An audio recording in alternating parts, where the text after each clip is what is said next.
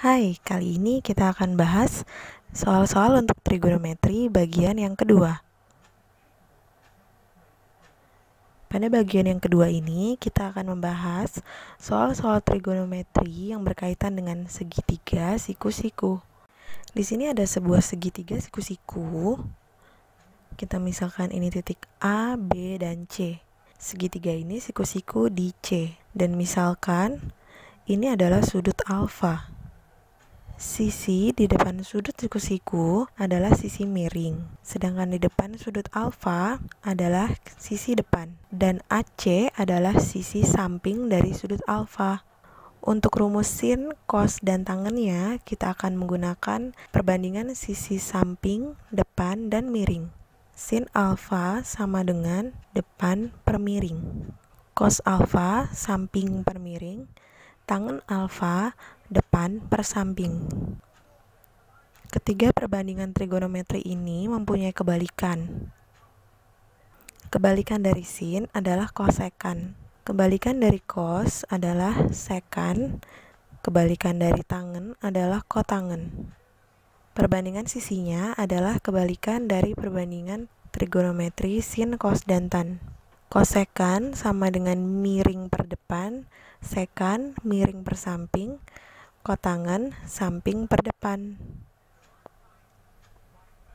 Nomor 39. Segitiga ABC siku-siku di A, diketahui besar sudut B, panjang sisi AC, dan ditanyakan panjang sisi BC. Kita akan menggambar dulu segitiga siku-sikunya. Segitiga ABC, siku-siku di A.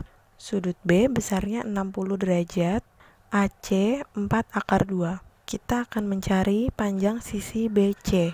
Dengan berpatokan pada posisi sudut 60 derajat, maka bisa ditentukan sisi depan, samping, dan miringnya. Perbandingan trigonometri yang menggunakan sisi depan dan miring adalah sin. Jadi, sin 60 derajat sama dengan depan per miring. Sin 60 derajat itu akar 3/2. Sisi depannya 4/2. Sisi miringnya adalah BC.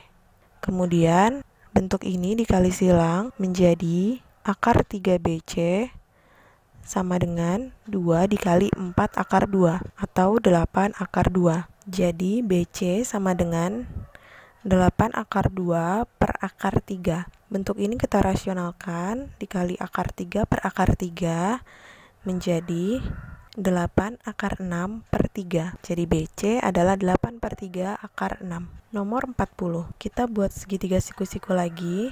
Segitiga DEF, siku-siku di E. Sudut D adalah alfa.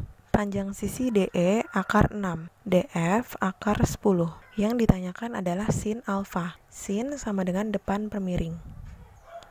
Kita lihat pada segitiga, sisi miringnya adalah DF, sisi sampingnya DE, dan sisi depannya adalah EF. Sisi depannya atau EF belum diketahui, maka kita cari menggunakan Pythagoras. EF sama dengan akar dari akar 10 kuadrat min akar 6 kuadrat. Ingat sisi miring kuadrat dikurangi sisi samping kuadrat. Jadi akar 10 min 6 sama dengan akar 4, hasilnya adalah 2.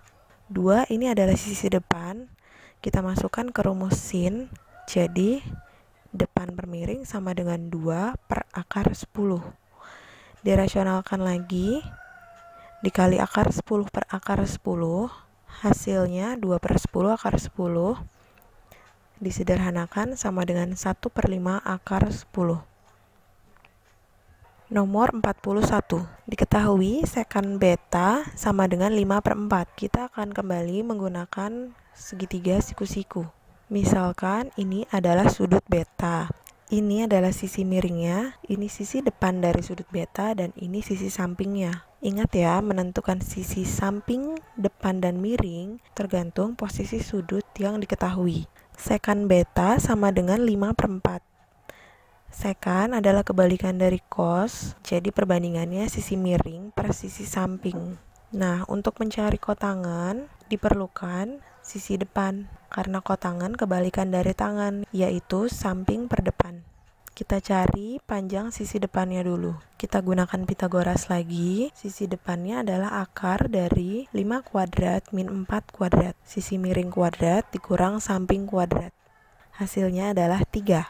Jadi kotangan beta sama dengan sampingnya 4, depannya 3. 4/3. Dan kotangan ini nilainya positif karena beta sudut lancip. Sudut lancip terletak di kuadran 1. Di kuadran 1 semuanya positif.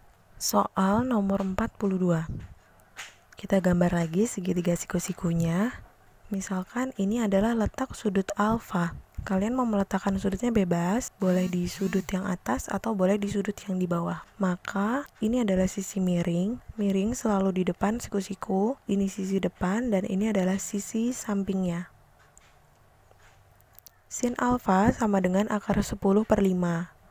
Sin sama dengan depan per miring. Untuk mencari cos alfa, butuh panjang sisi samping dan miring. Karena sisi samping belum diketahui, maka kita akan mencari lagi menggunakan Pitagoras. Akar dari 5 kuadrat min akar 10 dikuadratkan. Hasilnya adalah akar 15. Jadi cos alfa sama dengan akar 15 per sisi miringnya 5. Alfa di kuadran 3. Karena cos di kuadran 3 negatif, jadi hasilnya cos alfa sama dengan min akar 15/5. Nomor 43.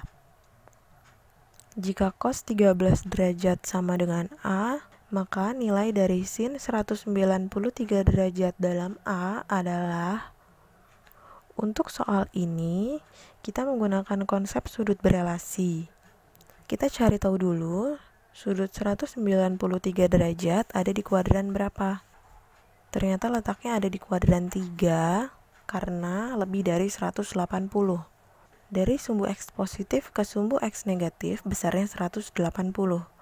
Sisanya, sudut yang dekat dengan sumbu X negatif di sini adalah 13 derajat, sehingga jumlahnya nanti jadi 193 derajat. Maka sin 193 derajat sama dengan sin 180 derajat ditambah 13 derajat. Kita akan ambil sudut 13 derajatnya. Jadi, sama dengan sin 13 derajat. 193 letaknya di kuadran 3, maka sin nilainya negatif. Kita akan gunakan ini untuk mencari min sin 13 derajat. Cos 13 derajat sama dengan A/1. Cos sama dengan samping per miring. Jika digambarkan dalam segitiga siku-siku, misalkan ini adalah posisi sudut 13 derajat, maka ini adalah sisi miring, ini sisi depan, dan ini sisi sampingnya. Sisi samping besarnya A, sisi miringnya adalah 1. Sisi depannya akan kita cari lagi dengan menggunakan Pitagoras. Sisi miring kuadrat dikurang samping kuadrat. Jadi akar 1 min A kuadrat. Baru kita mencari nilai dari min sin 13 derajat sama dengan min depan per miring. Sisi depannya akar 1 min A kuadrat per sisi miringnya adalah 1. Atau hasilnya sama dengan min akar 1 min A kuadrat. Selamat belajar!